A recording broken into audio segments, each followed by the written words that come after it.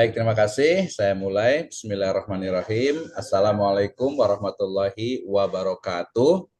Waalaikumsalam Warahmatullahi wabarakatuh. Waalaikumsalam warahmatullahi wabarakatuh. Rabbil alamin wassalatu wassalamu ala asrafil anbiya'i wal mursalin habibana wa nabiyyana wa sayyidana wa maulana Muhammadin sallallahu alaihi wasallam wa ala alihi wa ashabihi wa man tabi'ahum bi ihsanin ila yaumiddin wa ba'd. Qala Allah Ta'ala fi kitabihil karim, a'udzu billahi minasyaitonir rajim, bismillahirrahmanirrahim. Alam nasrah laka sadrak wa wada'na anka wizrak allazi anqadha dhahrak wa rafa'na laka zikrak fa inna ma'al usri yusra inna ma'al usri yusra fa idza faraghta fansab wa ila rabbika farghab. Wa qala Rasulullah sallallahu alaihi wasallam, man salaka tariqan yaltamisu fihi ilman sahalallahu lahu bihi tariqan ilal jannah. Amma ba'd, fa inna asdaqal hadis kitabullah wa khairal hadi hadi Muhammadin sallallahu alaihi wasallam. Alhamdulillah, syukur kepada Allah Subhanahu wa taala yang telah memberikan kepada kita kenikmatan iman, Islam dan juga ihsan. Kemudian salawat dan salam sama-sama kita panjatkan kepada junjungan alam habibana wa nabiyana Muhammadin sallallahu alaihi wasallam, kepada seluruh ahlul baitnya, para sahabatnya, serta orang-orang yang senantiasa mengikuti jejak sunnahnya hingga akhir zaman. Saya ucapkan terima kasih kepada seluruh mahasiswa di program sarjana, program studi pendidikan agama Islam, Sekolah Tinggi Agama Islam Sirajul Falah Bogor. Terima kasih kepada yang sudah hadir tadi terlebih dahulu, ya, before time, jazakumullahu khairan. Terima kasih. Baik. Hari ini kita akan memiliki 3 sesi dalam pembelajaran. Yang pertama adalah lecturing atau materi dari saya, lebih kurang dalam 30 menit. Ya, setelah itu dalam 30 menit berikutnya mungkin kita masuk nanti diskusi ya terkait dengan bagaimana sebenarnya penguasaan mahasiswa terhadap ya materi, subjek atau mata kuliah ini.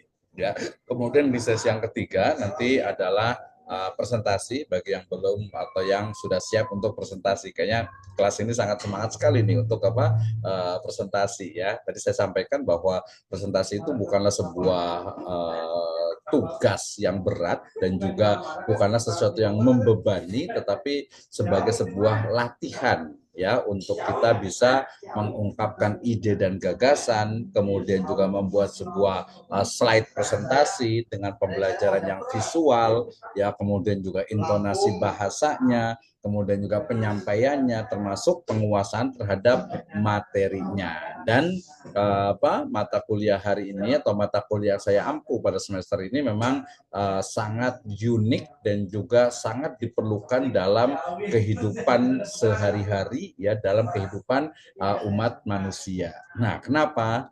Karena manusia itu penuh dengan masalah. Nah, sehingga materi hari ini kita akan membahas tentang merumuskan masalah akademik dalam penelitian, ya, urgensi dan juga challenge-nya. Ya, kenapa? Karena kita harus membedakan antara academic problem dan social problem. Ya, metode penelitian atau metodologi penelitian adalah mata kuliah yang ya mengajak mahasiswa untuk menguasai, ya, memahami dan juga mampu untuk mempraktekkan bagaimana penelitian itu dilakukan step by step-nya, ya, tahapan-tahapannya, khususnya dalam ya ruang lingkup metode, ya, desain dan juga pendekatan penelitian, ya. Nah, sebelum kita masuk ke dalam bagaimana mengumpulkan data, penentuan data, kalau di kuantitatif itu ada populasinya, ada samplingnya, tekniknya mungkin pakai random sampling ya dan sebagainya sampai kepada menganalisisnya, terlebih dahulu ya tentu saja yang menjadi objek ataupun subjek ya. Nah, ini nanti mungkin agak ini sedikit nih. Ya, jadi kalau dalam penelitian itu kan ada subjek penelitian dengan objek penelitian, ya. Tapi yang mudahnya adalah kalau objek penelitian itu adalah benda, sementara subjek penelitian itu adalah manusia, ya. Jadi subjek ya, walaupun dia disebutnya saya meneliti siswa, kan siswa menjadi objek ya, tapi dia adalah sejatinya subjek bukan objek karena dia yang menjadi pelaku gitu ya. Nah, baik. Jadi antara objek dengan subjek itu kan pasti harus ada masalah ya, masalah problem akademik ya. Kemarin saya katakan masalah itu apa? Masalah itu adalah sesuatu yang belum kita ketahui. Nah, yang paling gampang itu ya. Yang belum kita tahu itu masalah gitu kan ya. Nah, kemudian lebih tingginya adalah gap antara teori dengan implementasi atau mungkin gap antara teori ilmu pengetahuan dengan praktek yang ada atau mungkin penelitian yang ada kemudian ternyata penuh dengan kontroversi gitu ya, penuh dengan artinya itu ada perbedaan, ada di sana itu pendapat-pendapat terkait dengan hasil dari penelitiannya ya, atau mungkin ada juga nih pola-pola di mana sebuah permasalahan itu muncul karena dampak yang belum terlihat gitu ya, dampak yang belum terlihat. Nah, kita akan belajar bersama hari ini terkait dengan merumuskan masalah akademik dalam penelitian. Ya, sekali lagi, ya penelitian itu harus ada masalah yang akan diteliti. Ya, jadi jangan sampai nanti ada duplikasi ya atau pengulangan.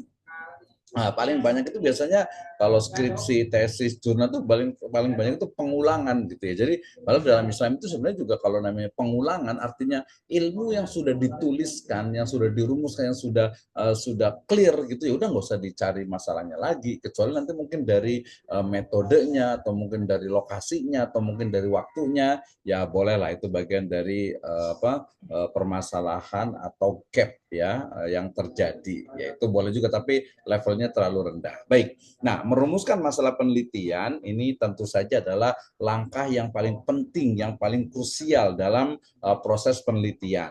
Ya, kenapa? Karena nantinya masalah yang dirumuskan dengan baik tentu saja itu akan menjadi landasan utama untuk penelitian yang terarah dan bermakna. Ya, jadi ketika ditanya, Pak, dari mana saya akan memulai penelitian? Ya, jawabannya adalah dari masalah yang telah dirumuskan atau yang telah ditetapkan.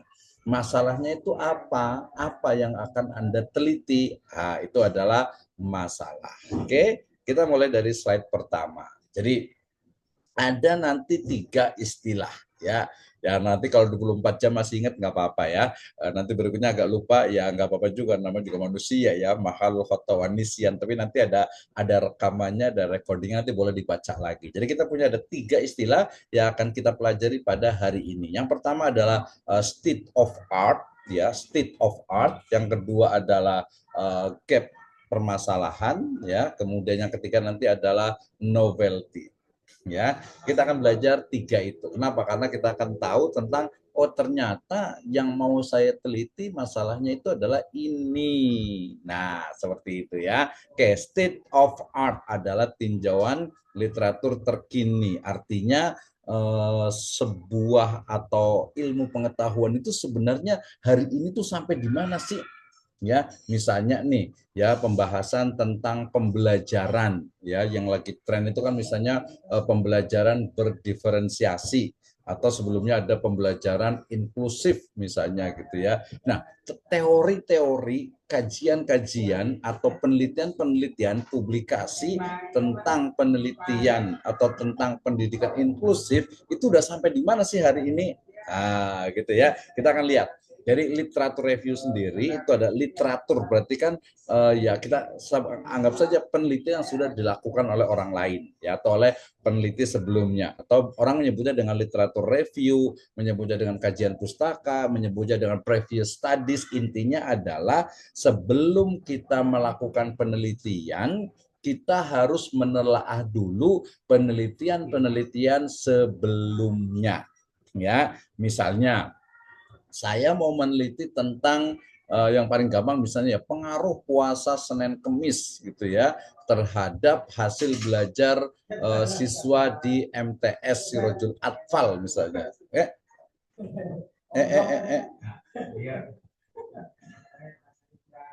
Waduh, waduh. Waduh, nggak bisa.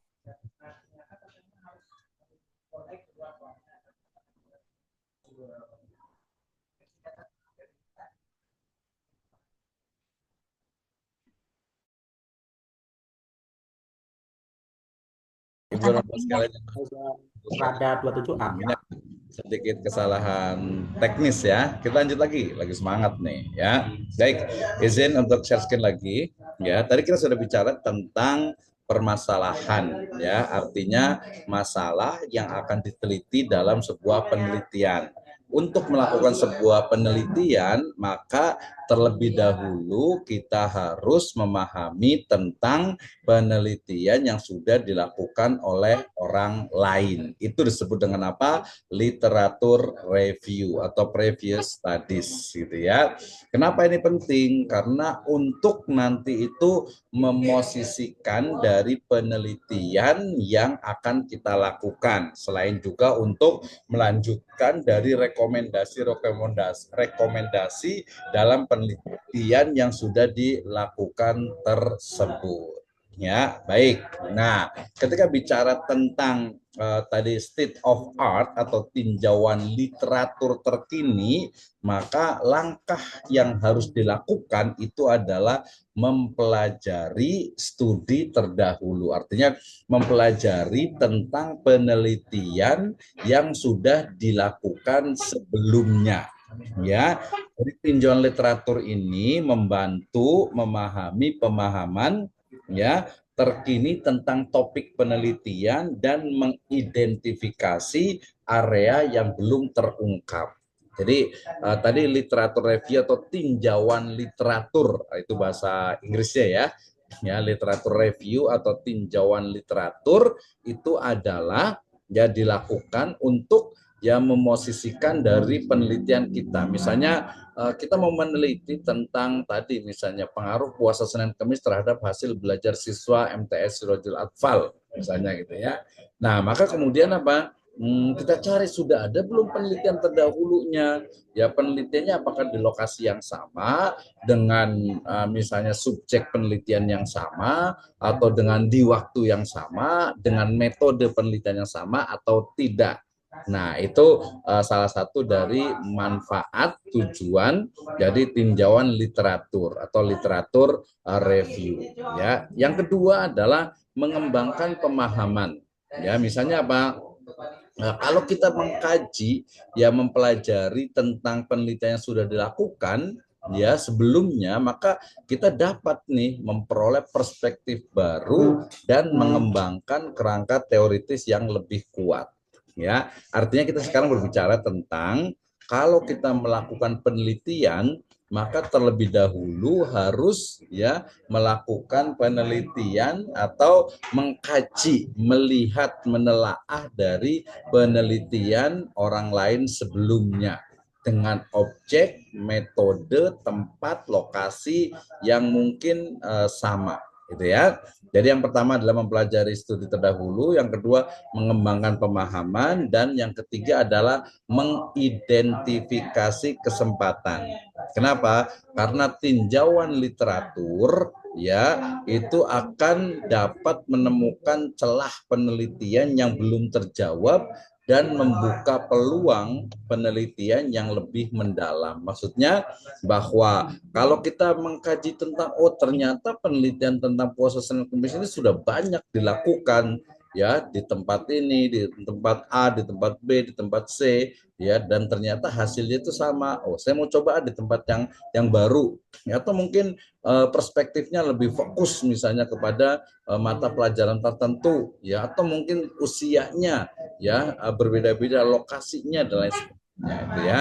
Jadi state of art itu adalah tinjauan literatur terkini di mana kita sebagai peneliti sebelum meneliti kita akan mengkaji penelitian terdahulu ya. Tujuannya ya jangan sampai terjadi duplikasi, artinya sudah diteliti oleh orang lain ya kita tidak perlu meneliti kembali apalagi dengan objek, metode ya dan juga mungkin lokasi yang sama Ya misalnya tadi ada di Madrasah Aliyah X misalnya gitu ya, sudah diteliti tentang misalnya motivasi belajarnya, motivasi belajar siswa misalnya. Ya sudah kita nggak perlu lagi gitu ya. Kecuali nanti mungkin waktunya berbeda, ada siswanya berbeda, itu masih bisa lah ya dilakukan. Ya, oke, ini adalah state of art atau tinjauan literatur terkini. Ya, oke, kita lanjut. Mudah-mudahan bisa dipahami di slide yang kedua ini, yaitu bahwa sebelum kita melakukan penelitian, hendaknya menelaah penelitian terdahulu yang disebut dengan tinjauan literatur atau literatur review. Dengan adanya tinjauan literatur ini, maka akan ketemu dengan state of art. Ya, state of art artinya itu keadaan terkini tentang sebuah ilmu pengetahuan, tentang sebuah objek kajian. Ya, misalnya hari ini sampai di mana sih sebenarnya penelitian tentang kurikulum merdeka misalnya. Gitu ya, sampai di mana sebenarnya. Ya kita nggak bisa hanya mengira-ngira, tidak bisa, tapi harus ada yang sudah dipublikasikan ini, yang belum itu ini misalnya. Nah, seperti itu ya. Oke, next slide. Slide berikutnya adalah mengidentifikasi riset gap. Ya, tadi yang pertama adalah yang disebut dengan state of art. Ya, state of art itu adalah keadaan terkini dari sebuah disiplin ilmu. Nah, ya. Sementara kalau riset gap dalam bahasa Indonesianya adalah kesenjangan penelitian, maka itu adalah sebuah ruang kosong yang ternyata di sana itu perlu adanya penelitian. Ya, ruang kosong ya. Ya, artinya kenapa? Karena misalnya ya paling mudahnya itu adalah teorinya itu mendidik itu seperti ini, tapi ternyata kok di lapangan itu berbeda. Nah, itu namanya riset gap. Ya, makanya kemarin itu kita sebut riset gap. Riset gap itu adalah adanya jurang pemisah atau adanya kesenjangan antara dasein dan dasolen. Adanya kesenjangan, ketidaksinkronan antara teori dengan implementasi. Nah, seperti itu ya. Misalnya nih, yang terbaru tentang masih dunia pendidikan di dunia pesantren. Seorang ustadz misalnya itu ya, seorang tokoh agama, mestinya kan dia betul-betul melaksanakan ya agama syariat itu dengan benar gitu kan ya. Tapi faktanya kok ada ya kasus-kasus perundungan. Nah, itu kan berarti ada masalah di situ. Wah, itu contohnya gitu ya. Nah, bagaimana sekarang mengidentifikasi riset gap? Sekali lagi, riset gap itu adalah kesenjangan penelitian di mana ada kekosongan ruang, ya ruang dalam makna abstrak yang harus dijawab. Ada permasalahan yang harus dicari solusinya. Seperti itu. Nah, bagaimana cara mengidentifikasinya, cara mencarinya, menemukannya? Pertama adalah kesempatan penelitian. Artinya, kesenjangan penelitian adalah area yang belum terjawab dalam penelitian sebelumnya. Membuka kesempatan untuk memberikan kontribusi baru. Ya, misalnya nih, ya ternyata ya dalam pembelajaran Al-Quran misalnya, dulu mulai dari metode Baghdadiyah, ya kemudian muncul Iqra, kemudian ada Qiraati, kemudian ada Ummi, gitu ya, dan nanti berkembang jadi apa nih? Nah, tapi ada yang ruang kosong misalnya nih ya, kalau salah nanti boleh diperbaiki nih. Misalnya dalam pembelajaran Iqra ya, Iqra 1, 2, 3 misalnya sampai ke 6 nantinya, itu siswa itu tidak memahami atau tidak mengetahui nama-nama huruf ya, lam, alif, qaf, shad gitu. Ketika dia melihat huruf shin, ya bukan shin tapi sa atau sya. Itu berarti gimana nih cara menutupnya? Wah, ini kayaknya Ustadz Ahmad Rikordi nanti nih yang harus bisa menjawabnya nih. Ada gap nggak nih? Ya masing-masingnya. Jadi ada kesenjangan penelitian atau riset gap. Nah, ketika ada kesenjangan itulah peneliti itu masuk ke ruang itu. Seperti itu ya. Jadi ketika misalnya nih ada satu sekolah misalnya ini sudah SMP gitu ya, tapi kok baca Al-Qur'annya itu kurang lancar. Kenapa nih? Kan harus dicari nih identifikasi masalahnya.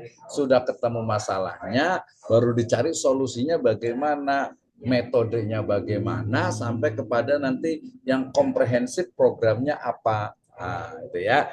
Nah, berarti riset gap itu adalah pertanyaan yang belum terjawab ya. Jadi kesenjangan penelitian bisa berupa pertanyaan penelitian yang belum terjawab ataupun aspek penting yang belum diteliti secara mendalam. Ada sih penelitian tentang misalnya apa sih kelemahan dari metode kiroati misalnya gitu ya. Oh, ada penelitiannya nih, tapi ternyata kurang mendalam nih. Mungkin dia skripsi gitu ya, belum ke tesis misalnya. Ya, atau mungkin dari sisi kinerja, udah banyak banget nih ya pembahasan tentang kinerja guru misalnya, tapi bagian ini belum banyak dikaji. Nanti dengan perkembangan teknologi itu dengan sangat-sangat mudah ya kita bisa menggunakan atau mencari riset gap. Ya, kalau zaman dulu berarti apa? Misalnya, saya mau membuat penelitian tentang metode pembelajaran siroh misalnya, gitu ya. Nah, metodenya apa saja sih? Oh, kita cari nih penelitian A, B, C, D, E, F gitu ya, sampai F lah. Kemudian kita kumpulkan, oh kita print nih, kita kumpulkan. Kemudian kita baca ini metodenya apa, hasil temuannya apa, rekomendasinya apa dari ke-5 penelitian itu. Kemudian cari lagi nih, ini berarti penelitian ini baru sampai di sini. Penelitian ini metodenya menggunakan ini, subjeknya ini. Ya, kemudian oh ternyata masih kurang nih bagian ini. Jadi itu manualnya. Nah, sekarang dengan semua informasi yang sudah teronline kan gitu ya, maka dengan mudah kita bisa mencari riset gap. Wah, cari di YouTube banyak banget itu ya. Nanti boleh juga saya praktekkan. Next, lanjut. Nah, jadi pengembangan pengetahuan itu ya salah satunya adalah mengetahui dari riset gap-nya. Kenapa? Karena mengidentifikasi dan mengisi kesenjangan penelitian membantu dalam pengembangan ilmu pengetahuan dan juga pemahaman yang lebih komprehensif. Ya, jadi riset gap itulah yang selalu ditanyakan oleh reviewer dalam mengembangkan ada yang mau nanya nih ya, sabar ya. Nanti ada bagian tanya, bukan hanya saya yang ditanya, tapi saya akan bertanya juga ya. Oke, sabar ya. Lanjut dulu. Oke. Kemudian jadi dengan adanya memahami riset gap itu kita itu bisa mampu untuk mengembangkan dari ilmu pengetahuan dan juga pemahaman yang lebih komprehensif. Oke, nah apa itu kesenjangan penelitian? Diulang lagi nih biar paham. Jadi riset gap itu terjemahannya adalah kesenjangan penelitian. Ini sudah menggunakan bahasa Indonesia yang baik dan benar. Kesenjangan penelitian atau riset gap adalah area yang belum terjamah, area yang belum dieksplorasi ya oleh para peneliti. Kenapa? Karena kesenjangan penelitian menunjuk pada area dalam suatu bidang penelitian yang belum mendapatkan perhatian atau eksplorasi. Mungkin ada gitu ya, tapi belum secara mendalam. Ya, belum secara mendalam dilakukan. Ya, yang kedua adalah pertanyaan tanpa jawaban. Artinya kesenjangan penelitian merupakan pertanyaan yang belum terjawab atau aspek penting yang belum dikaji secara mendalam. Jadi sebenarnya nih saya ingin tahu tentang betul tidak sih ya misalnya riwayat mengatakan sumu tasyahu ya, berpuasalah misalnya kamu akan sehat misalnya gitu ya. Kok kalau pas puasa saya Senin Kamis kok lemes gitu ya. Ada teman juga pas puasa Senin Kamis lemes, Ramadan juga di 10 hari awal itu lemes banget gitu ya. Pas di riset ternyata ya bener lah, pasti lemes, nggak mungkin orang puasa nggak lemes gitu. Itu dicari riset apa? Oh ternyata mungkin ada korelasi antara ya kesalehan atau mungkin peningkatan kualitas keimanan yang abstrak dengan penurunan fungsi dari anatomi tubuh misalnya. Sangat mendalam itu ya. Jadi yang kedua ini kesenjangan penelitian atau riset gap itu adalah sebuah pertanyaan ruang atau ada sebuah permasalahan pertanyaan yang belum dijawab. Berarti harus kita cari jawabannya. Misalnya saya ingin tahu bagaimana sebenarnya mendidik anak di era istilahnya itu digital, ya, mendidik anak itu agar misalnya itu dia tidak tergantung, tidak kecanduan gadget misalnya. Wah ya, yang bapak-bapaknya juga kena kecanduan juga, yang ustadznya juga ada juga gitu ya, apalagi anak-anaknya nih gitu ya. Nah, kemudian yang paling penting dari kesenjangan penelitian ini adalah apa? Kontribusi baru. Kontribusi baru nanti kita sebut dengan novelty. Kenapa? Mengisi kesenjangan penelitian memungkinkan peneliti untuk memberikan kontribusi baru dan memajukan dari bidang penelitian yang dimiliki. Misalnya nih, ya nanti sebenarnya bisa menggunakan literatur review itu kita akan ketemu nih penelitian yang belum dilakukan misalnya nih ya. Di Sirojul kan dari 2007. Sebenarnya kita bisa memetakan dari penelitian-penelitian yang ada ya di Sirojul ini misalnya. Jadi jangan sampai ada pengulangan, bedanya cuma tempatnya saja. Ya populasinya sama, kemudian samplingnya sama, metodenya sama. Nah, jadi kayak ada semacam duplikasi, sayang sekali, padahal ilmu pengetahuan itu dia terus harus berkembang. Kenapa harus berkembang? Karena untuk menjawab permasalahan problematika zaman. Nah, gimana caranya atau strategi mencari kesenjangan penelitian? Jawabannya ini, ya, cara mencari riset gap. Nanti kalau pakai AI lebih gampang lagi, tapi kita harus paham dulu basic filosofinya dulu ya. Jadi cara mencari kesenjangan penelitian secara manual itu pertama adalah literatur review komprehensif atau review literatur. Ingat beda ya, review literatur dengan literatur review gitu ya. Jadi review literatur itu mengkaji tentang literatur atau penelitian yang sudah ada, yang sudah dipublikasi secara komprehensif. Ya, kenapa? Dengan mengkaji berbagai studi terkini, ya penelitian itu akan melihat dari metodologi dan juga topik yang relevan. Ya, jadi apa nih? Jangan sampai ini sudah diteliti 10 tahun lalu masih dibahas lagi, ya nggak maju-maju nanti jadinya, gitu kan ya. Kenapa? Karena tadi kan penelitian tujuannya kan mengidentifikasi masalah, kemudian menyelesaikan masalah dengan metodologi yang benar, ilmiah, alamiah, dan ilahiyah, serta mencari solusi, rekomendasi, jawaban, ya, jalan keluar dari masalah tersebut. So simple gitu ya. Nah, analisis data kualitatif artinya memeriksa data kualitatif untuk mengidentifikasi polanya, temanya, pertanyaan yang belum dijawab, atau mungkin rekomendasi dari penelitian yang sudah ada. Nah, selain itu juga bisa juga menggunakan diskusi dengan pakar atau kita sebut dengan expert ya. Bisa juga dengan forum group discussion ya, FGD ya. Jadi berdiskusi dengan ahli di bidang terkait juga akan mendapatkan perspektif baru dalam mengidentifikasi area yang belum terjelajahi. Misalnya ke dosen nih, Pak dosen saya mau nanya, apa sih penelitian yang belum banyak diteliti? Wah, sekarang sudah tinggal pakai Fosvius ya, Fosvius gitu ya. Kemudian bisa juga pakai nanti pakai typeset juga bisa, pakai ChatGPT juga ada juga nanti. Nanti mungkin kalau ada waktu kita praktekkan lah ya ini hanya. Baik, next berikutnya. Jadi cara mencari tadi gap riset, mencari kesenjangan penelitian. Yang berikutnya, nah ini ya, walaupun ini levelnya di S2, S3, tapi S1 juga harus paham. Jadi pertanyaannya adalah, apa novelty yang Anda tawarkan dalam penelitian Anda? Ya, jadi ketika mahasiswa menulis skripsi, maka selalu ditanya, Anda pertanyaannya biasanya itu apa? Anda mau meneliti apa? Masalahnya itu apa? Metode yang digunakan bagaimana? Dan ini yang paling penting, apa kontribusi penelitian Anda ya terhadap ilmu pengetahuan? Apa novelty yang Anda tawarkan dalam metode penelitian ini? Nah, novelty adalah kontribusi penelitian yang unik, yang belum ada sebelumnya. Ya, jadi kebaruan. Novel itu kan kebaruan dari sebuah penelitian. Wah, Pak, saya pengen membuat penelitian yang beda, Pak. Gitu. Misalnya apa? Wah, saya mau meneliti tentang misalnya pendidikan Islam gitu, misalnya untuk anak-anak misalnya autis misalnya. Atau mungkin banyak waktu saya ke Bandung eksplorasi itu membaca Al-Quran dengan Braille misalnya gitu ya. itu kan banyak juga tuh ya. Nah, jadi novelty itu adalah kontribusi penelitian yang unik. Jadi belum banyak ya. Kalau tidak sama sekali mungkin sulit ya. Nggak sulit gitu ya. Belum pernah sama sekali gitu. Mungkin yang belum ya bisa aja gitu ya.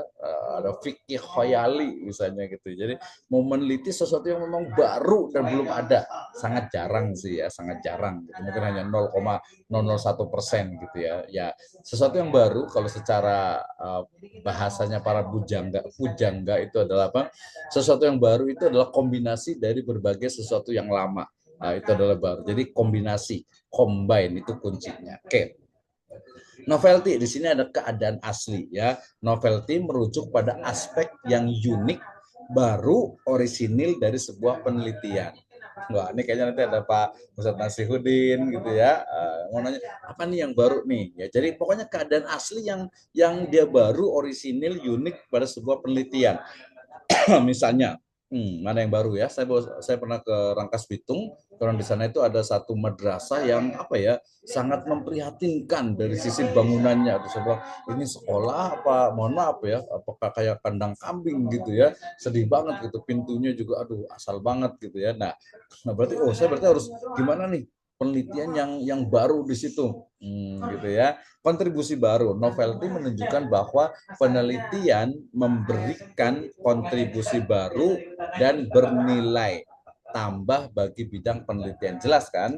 Sesuatu yang baru, sesuatu yang berisi kontribusi ya terhadap ilmu pengetahuan. Dan dari sisi nilai akademik, maka penelitian dengan novelty yang kuat itu akan memiliki nilai akademik yang tinggi dan berpotensi untuk diterbitkan dalam jurnal ilmiah. Kenapa? Karena yang namanya jurnal itu wajib ada 3 komponen. Pertama adalah riset gap, pertama adalah state of art, yang kedua adalah riset gap, dan yang ketiga adalah novelty. Jadi kalau penelitian itu sifatnya duplikasi, itu berarti ya tidak dianggap sebenarnya itu, karena ya sudah cuma mindahkan aja. Nah, seperti itu ya. Oke, novelty. Yang berikutnya, kriteria novelty yang baik itu seperti apa sih? Ya, yang pertama adalah keaslian. Jadi penelitian harus menawarkan ide atau metode yang benar-benar baru dan belum pernah dikaji sebelumnya. Saya mau meneliti, saya juga orang sosial ya. Saya mau meneliti tentang keberagamaan masyarakat Suriname, ya Suriname di sana, misalnya di Amerika Latin. Udah banyak juga sih sebenarnya gitu. Tapi yang barulah yang tahun sekarang gitu ya. Nah, jadi ada keaslian. Jadi kita nggak nyontek-nyontek gitu ya. Ada keaslian. Yang kedua ada relevansi. Novelty harus relevan dengan bidang penelitian dan dapat menjawab pertanyaan yang belum terjawab. Nah, karena program studi kita itu adalah pendidikan agama Islam, maka ya harus fokus kepada pendidikan agama Islam, didaktik dan metodik dalam pendidikan agama Islam. Nanti ada dampaknya juga. Jadi penelitian dengan novelty yang kuat itu akan memberikan potensi untuk ikutan saham terus pada bidang misalkan penelitian. kita Saya suka deg-degan nih kalau ada gempa misalnya gitu ya. Sampai sekarang ilmu pengetahuan itu belum bisa memprediksi kapan gempa terjadi, gitu ya. Nah, kalau ada alat yang bisa mendeteksi, memperkirakan, makanya kemarin sempat, megatrust dan lain sebagainya gitu ya. Padahal ilmunya itu belum sampai ke sana, itu masih sebuah teori gitu. Seandainya ini begini-begini, seandainya lempeng gunung itu bergerak maka akan terjadi megatrust gitu ya, dan seterusnya lah gitu ya. Nah, itu dampak. Jadi novel itu harus memberikan dampak nih, misalnya, apa nih kira-kira kurikulum yang cocok untuk Indonesia? KTSP, ada kurikulum Kurtilas, ada kurikulum Merdeka, nanti kurikulum Nusantara, mungkin ada kurikulum Pancasila. Apa nih sebenarnya yang cocok sih? Nah, ya mungkin kita kembali ke gimana nih kurikulum dalam Islam, seperti apa? Modelnya bagaimana? Nah, itu yang selalu kita tanyakan. Kredibilitas, artinya novelty harus didukung oleh bukti-bukti empiris yang kuat dan metodologi penelitian yang valid. Apalagi ini pendidikan agama Islam dalam subjek akidah. Misalnya ketika mengajarkan tentang iman kepada malaikat, atau iman kepada yang gaib. Kayak gimana nih? Ya untuk menjelaskan, mengkorelasikan dengan ilmu pengetahuan, dengan science. Ini menarik sekali mestinya nih ya. Oke, ya. Itu kaitan dengan kriteria novelty yang baik. Yang berikutnya yang paling penting. Jadi bagaimana menghubungkan, mengkorelasikan antara riset gap dengan novelty, ya, mengkorelasikan, menghubungkan antara kesenjangan, ya, kesenjangan permasalahan tadi itu ya dengan novelty. Yang pertama adalah mengidentifikasi kesenjangan, artinya menentukan area dalam bidang penelitian yang belum terjamah dan membutuhkan eksplorasi lebih lanjut. Oh, ternyata penelitian tentang pesantren, khususnya pesantren yang mungkin yang apa ya, pesantren disabilitas misalnya, oh belum banyak, atau pesantren untuk manula misalnya, oh belum banyak, pesantren tunawicara, tunarungu misalnya, oh belum banyak. Oh ada penelitian di Jogja itu pesantren Senang Kemis gitu, yang pernah saya cerita itu ya. Nah itu oh belum banyak nih. Seperti atau mungkin wah saya mau meneliti pesantren di misalnya punya Pak Syamsi Ali di Amerika misalnya gitu kan ya. Dan, oh ini baru nih gitu ya. Nah, yang kedua adalah menciptakan novelty, artinya mengembangkan ide dan metode yang unik dan orisinal untuk mengisi kesenjangan penelitian. Misalnya tadi, masalah utama katanya sih sekarang itu akhlak siswa, kemudian juga kecanduan gadget, kemudian juga pornografi, kemudian juga perundungan, kemudian juga bullying, kinerja mungkin gurunya yang banyak banget pekerja, oh banyak banget masalah gitu ya. Nah, apa nih yang belum banyak diteliti? Nah, kontribusi yang bermakna, maka melalui novelty ini peneliti memberikan kontribusi baru dan signifikan kepada ilmu pengetahuan. Nah, itu kenapa sih mata kuliah kita ini penting? Karena mata kuliah kita itu pertama mengidentifikasi masalah. Maksudnya mata kuliah ini ya mengajarkan kepada mahasiswa untuk mampu mengidentifikasi masalah. Oh, ternyata masalahnya ini. Nah, sudah tahu masalahnya, kemudian harus diselesaikan dengan metode penelitian, baik itu ilmiah, alamiah, dan ilahiyah. Kemudian memberikan rekomendasi solusi jalan keluar dari masalah yang ada. Nah, ini kuliah gitu ya. Oke, next. Berikutnya. Nah, satu slide lagi. Langkah merumuskan masalah penelitian. Nah, ini biasanya paling bagus. Saya bikin masalah penelitian kayak bingung banget, bikin skripsi itu kan nggak kebayang, Pak. Ya gampang lah ya. Jadi pertama, tentukan Anda mau meneliti temanya itu apa. Tema itu berarti besar. Ya, topiknya mungkin lebih spesifik lagi. Kemudian nanti judulnya. Ya, kemudian kalau sudah kita tentukan topiknya, topik utamanya, berikutnya adalah kita mencari penelitian terdahulu yang sama dengan topik yang akan kita teliti. Nah, itu yang kedua. Yang ketiga, ada kesenjangan apa, ruang kosong tadi itu yang belum diteliti oleh peneliti sebelumnya. Ya, riset gap. Kemudian rumuskan pertanyaan penelitian. Nah, nanti ini akan merujuk kepada ini kuanti atau kuali atau mix gitu ya, atau islamik ya. Kemudian tentukan batasan penelitian. Oh, saya mau meneliti hanya tentang ini saja. Kalau S1 tuh easy lah ya, gampang lah ya. Jadi X1 terhadap Y itu pun sudah cukup. Dan tentukan atau tetapkan tujuan dan manfaat dari penelitian tersebut. And the last conclusion kita sudah lewat nih, mohon maaf lahir batin ini ya, harusnya 45 ini sudah 56 ya. Jadi merumuskan masalah penelitian yang baik ya. Jadi merumuskan masalah penelitian yang baik adalah kunci keberhasilan penelitian. Ya kan? Kalau rumus saya belum jelas, gimana mau metodenya tepat, gimana mau menganalisisnya, bagaimana menyimpulkan. Nah, ya. Nah, penelitian yang dijalankan dengan fokus dan strategi yang tepat dapat memberikan kontribusi yang signifikan kepada ilmu pengetahuan. Nah, prodi kita adalah program studi pendidikan agama Islam. Ya, oleh karena itu kita harus kontribusi dalam bidang pendidikan agama Islam. I think enough. Ini dari saya. Dan kita bisa diskusi bersama terkait dengan bagaimana sebenarnya metode penelitian ini menjadi subjek yang sangat penting dalam kehidupan